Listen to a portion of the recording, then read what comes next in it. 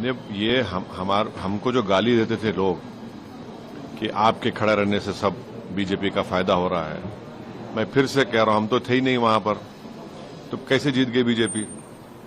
क्या क्या अनाप शनाप बोलते थे हमारे बारे में, ये टीम वो टीम। अब जब वहां पर बीजेपी जीत गई, जिम्मेदार कौन है इसका?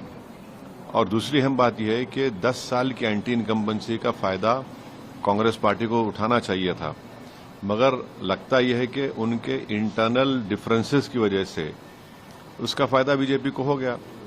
और तीसरी बात यह है कि बीजेपी को अगर आप जरा सा भी मौका देंगे इलेक्टोरल बैटल में तो बीजेपी उसका फायदा उठा लेती है।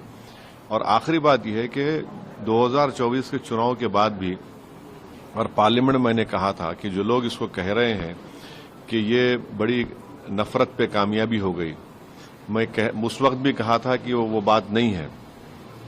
तो बीजेपी की ये कामयाबी को अब जो हो रही है अभी, इसके जिम्मेदार कौन है? तो ये है असल कांग्रेस पार्टी के निशाना नहीं, निशाना नहीं है भाई। मेन अपोजिशन तो आप ही है वहां पर, मेन अपोजिशन तो ओवैसी थोड़ी है, मेन अपोजिशन आप ही है।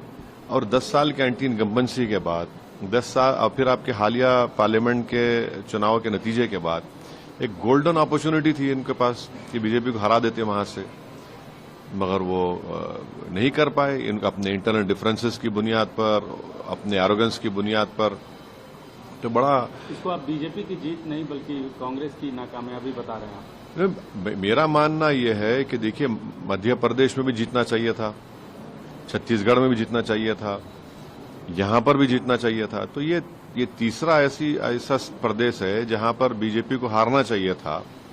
असेंबली इलेक्शन बीजेपी जीत गई, तो ये खुद एक बहुत बड़ा पैगाम देता है कि किस तरीके से क्या हो रहा है। तो जहां तक मेरा ताल्लुक है, हमारी पार्टी हम तो डिसाइड के नहीं लड़ेंगे, मगर इतने बड़े लोग इस पार्टी के मुझसे भिजाए लोगों के आप चुनाव लड़िए, बोला नहीं लड़ेंगे हम चुनाव लड़ेंगे, अपनी तरीके से लड़ेंगे। तो ये तो ठीक नहीं हुआ, बिल्कुल ठीक नहीं हुआ। और 10 साल की एंटी इनकम्बेंसी और इनएफिशिएंसी इतनी ज्यादा थी वहां पर, तब भी फायदा नहीं उठा सकी कांग्रेस पार्टी से। कल प्रधानमंत्री और भारतीय जनता पार्टी के अध्यक्ष जेपी नड्डा ने भी कहा कि कांग्रेस ने वहां जातिवाद किया, ये किया, बहुत सारे बातें बोली। क्या आप उससे इत्तेफाक रखते हैं, कांग्रेस को खासतौर से निशाना? अब देखिए, जीतने has many fathers, defeat has none, जो कहावत है, अब कुछ भी बोले जाएं। अब जाहिर है, तो अब ये ईवीएम को ब्लेम करना तो बड़ा आसान है ना। तो वही ईवीएम से आप जीत जाते हैं और फिर अगर आप हार जाते हैं तो ये गलत बात है।